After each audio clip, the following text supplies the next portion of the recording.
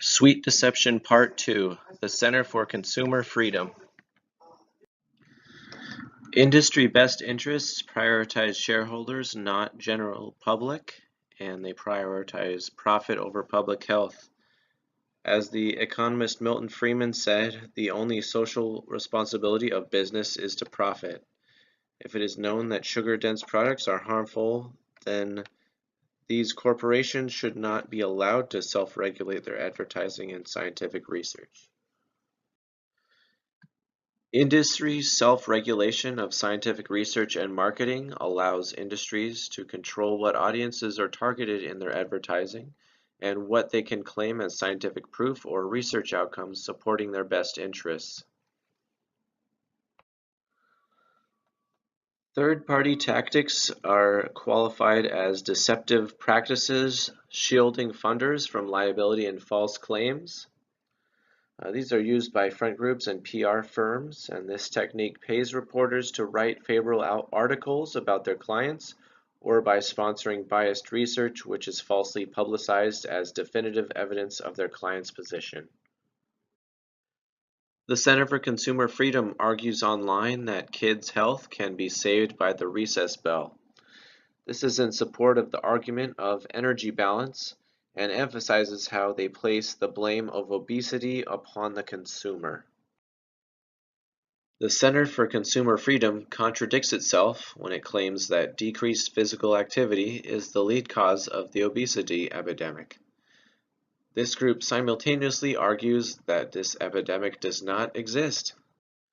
Online, the Center for Consumer Freedom not only utilizes the argument of personal responsibility and the freedom to choose, but they also slander competing advocates, lobby, utilize timely press releases and op-ed articles, online marketing campaigns, and web pages designed to tarnish the validity of their competitors.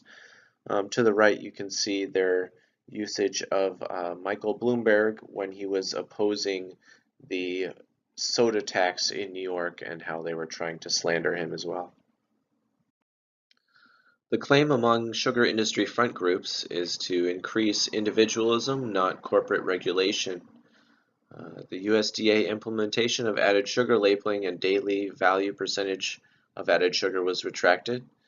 The City of San Francisco's addition of warning labels on sugar-sweetened beverages was recently canceled. This would have said, warning, drinking beverages with added sugars contributes to obesity, diabetes, and tooth decay. Due to extensive sugar industry lobbying, added sugar will not be included on the daily value percentage of nutritional labels in 2018 by the USDA. The daily value percentage, also referred to as the reference intake of specific nutrients, does not currently include added sugars. The argument used by the sugar industry when questioned is that in doing so, it would give away their recipes. This claim is used despite both saturated fat and salt being included in the reference intake on nutritional labels. Chili's front-of-label packaging has turned around what was once one of the worst obesity and diabetes rates in the world. This warning label was similar to what San Francisco had recently adopted, warning consumers of sugar-dense products. So this label is similar to the smoking warning label on cigarettes. It includes the daily value percentage, otherwise known as the reference intake of added sugar. So Chili has this warning label, stop signs on the front of packaged foods. They also enacted rules that the kids below 14 cannot be targeted in marketing, and no selling of foods containing these labels in schools. These warnings are similar to what appear on cigarettes, as we mentioned, and this is something that the Center for Consumer Freedom has experienced fighting since the primary initial funder of this group was Philip Morris. Similar to how groups seen as unsavory by the general public have changed their name in an attempt to refresh public opinion on their brand, the Center for Consumer Freedom is no different. The Center for Consumer Freedom changed their title in 2014 to the Center for Organizational Research and education. And before that, they went by the Guest Choice Network. As previously mentioned, labels lenient to industry support the sugar industry's best interest of prioritizing profit over public health. And therefore, to contradict this, a informed public is a healthier public.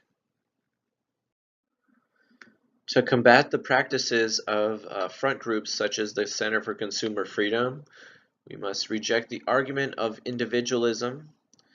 And in order for unhealthy consumption ownership to be placed less on the individual, we need to implement warning labels and added sugar labels, placing more responsibility on the producers and manufacturers.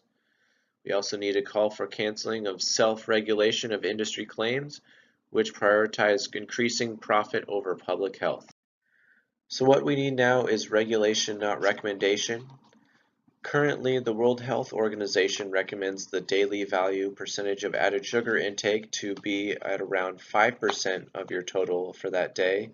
The American Heart Association recommends 10%. And currently, all age groups in the U.S. Average above 10%. Some in their early teens have averaged around approximately 18% in the U.S.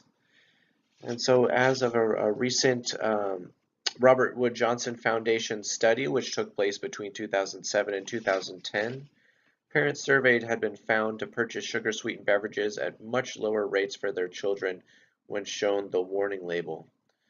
With no label at all, parents surveyed were found to purchase these beverages at 60% of the total rate. With a current label involved, it would have been a 53% purchase rate, and with the warning label implemented, it would have been a 40% purchase rate.